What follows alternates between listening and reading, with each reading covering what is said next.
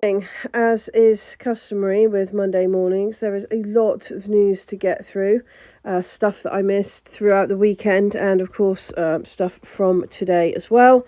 So hold on to your coffees, let's get started.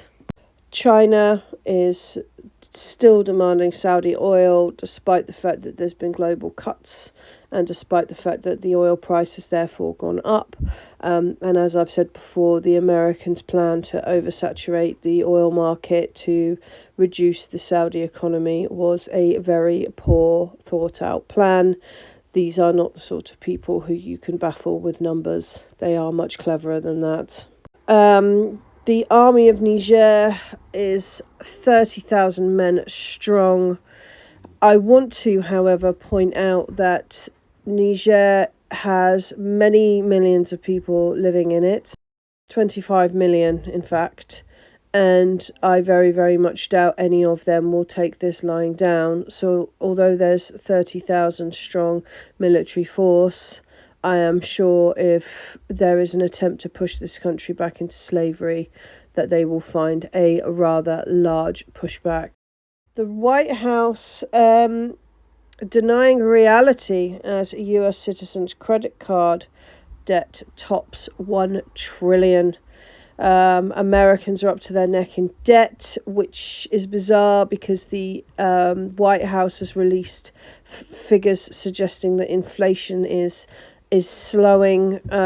There seems to be some fool buggery being played here with figures because the same thing's happening in the UK. They've come out with these graphs that show growth and a slowing of inflation when actually on the ground it seems to be very, very different. Did Joe Biden benefit from Hunter's cash bonanza? Again, this is more about this mafia White House family. And for me, the last paragraph says it all. The memorandum indicates that during Joe Biden's vice presidency, his family collected over 20 million from Ukrainian, Kazakh, Chinese, Russian, and Romanian nationals in exchange for protection, assistance, and access to the then Veep. According to the investigators, Joe Biden's son Hunter was selling the family brand for top dollar. So basically, they've been selling themselves as a protective service with the backing of the US military and financial pot, which is remarkable. So just this is just a crime family. That's all this is, and now somehow they're running the Americans. It's crazy. Joe Biden's China ticking time bomb remark shifts attention from US economic woes.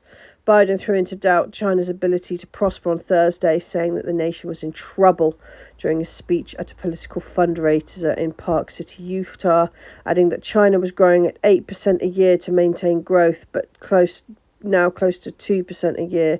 However, in reality, the second quarter of 2023, the Chinese economy expanded by 6.3% year on year, showing faster growth compared to the 4.5% recorded in the first quarter. I mean, that all sounds pretty healthy to me, but what's interesting is how quick the Western media are to jump on what this guy says, despite the fact that he seems to have absolutely no clue kind of what's going on, from what I can gather. AI-powered smart socks give hope to dementia patients. This is from the University of Exeter, and essentially they're socks that read your blood pressure and check that you're not getting blood clots or having heart attacks. Do you know which nations and cultures don't need these? Are Eastern nations and cultures, because they look after their own elderly.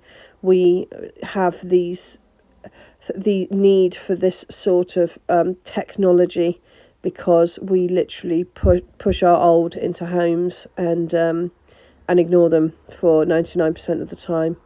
It's quite interesting the lengths that we're willing to go to so that we don't actually have to look after our own parents. Orban and Erdogan to hold Hungary-Turkey meeting on August the 20th in Budapest, and this is before the regular meeting of the high-level Strategic Cooperation Council that will take place in Budapest late in 2023.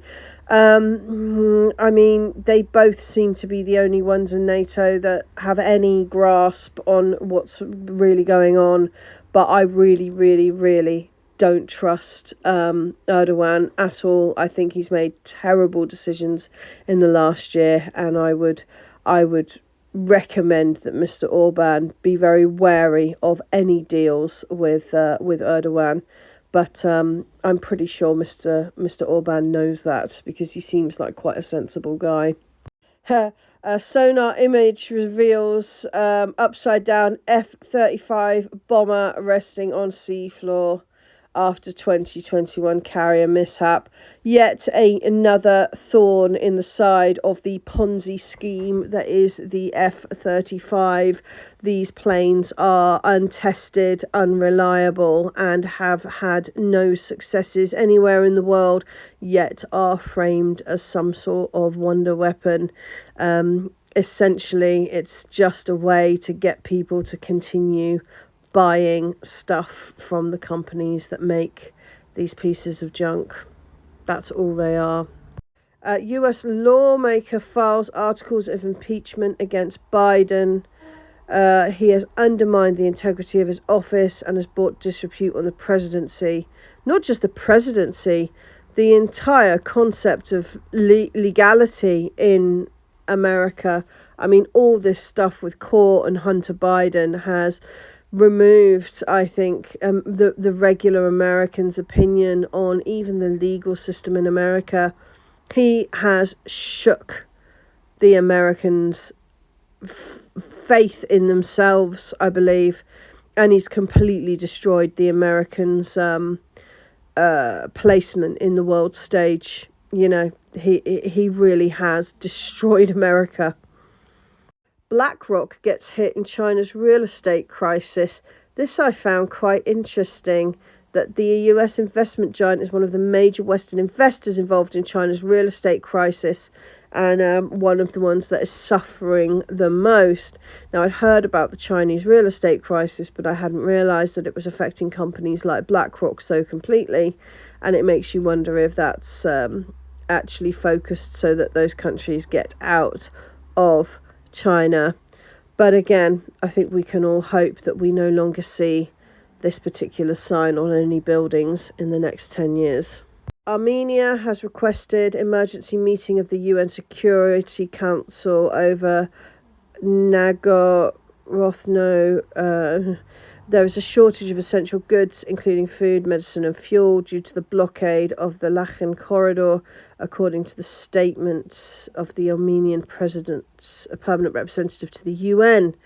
Not hearing much about this, are we? But I imagine it's got something to do with Ukraine.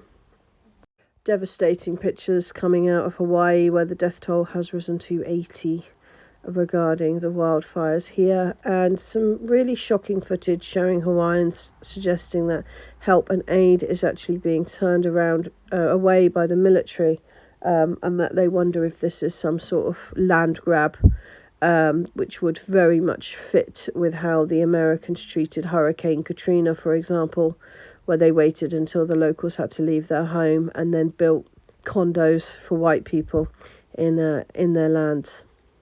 UK government concealed hacks of servers in 2021 due to embarrassment. Wow. The hackers were able to look through emails, internal documents and other information related to day-to-day operations of the Foreign Ministry, thanks to a virus, probably accidentally, and the UK government didn't want to admit this because they were embarrassed, so they just ignored it. Nice. The Chinese defense is headed to Russia and Belarus for a 5-day visit, and I will be very interested to see what sort of security guarantees come out of Belarus. I know that Belarus and China have had some trade deals recently, so tension on the Belarusian border, especially from the same actors that have caused such devastation in Ukraine, I'm not sure will be looked upon lightly by the Chinese. That is it for part one. There will be at least two more. There's loads of news today. And much love, especially to John Gims, who has been posting some amazing articles on Telegram. Diplomacy is free. We love you, John. Do check out Telegram. Much love.